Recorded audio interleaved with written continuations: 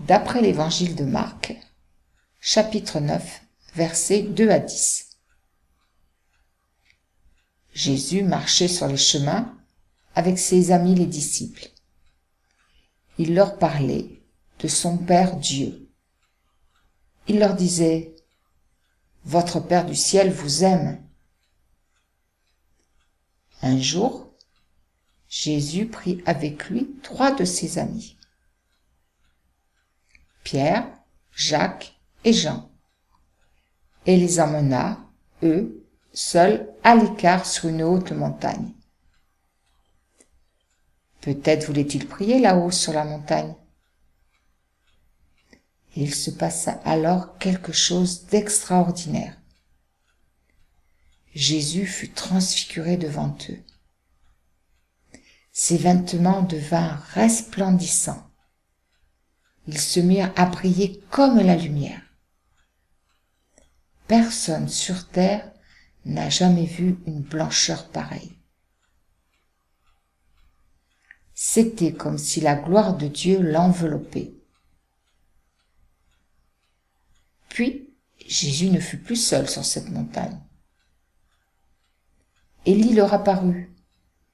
Élie, le prophète, l'ami de Dieu, celui qui avait rencontré Dieu dans la grotte, un jour qu'il se cachait. Et là, il ne se cachait plus. Il était revenu pour être avec Jésus. Et puis Moïse aussi apparut. Moïse, celui qui avait traversé la grande mer et qui avait emmené de l'autre côté le peuple de Dieu vers la terre de la promesse. Tous les deux, Élie et Moïse, parlaient avec Jésus. Pierre prit alors la parole et dit à Jésus : « Maître, il est bon que nous soyons ici. Dressons donc 3 tentes, une pour toi, une pour Moïse et une pour Élie. » Peut-être voulait-il que Jésus, Moïse et Élie restent là avec eux toute la nuit.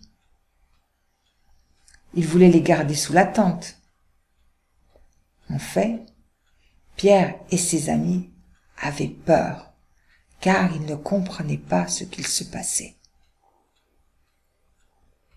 Survint alors une nuée, comme un grand nuage blanc qui les enveloppa.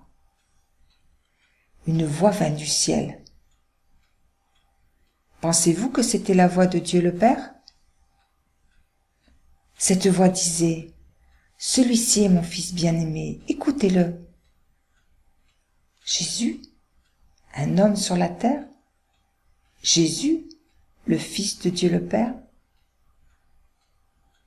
Soudain, ils regardèrent autour d'eux. Ils ne virent plus que Jésus seul avec eux. Élie et Moïse avaient disparu. Jésus et ses amis redescendirent de la montagne, et Jésus leur ordonna de ne raconter à personne ce qu'ils avaient vu.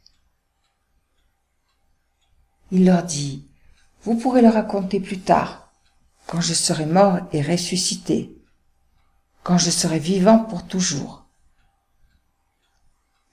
Et les amis de Jésus ont cru en cette parole.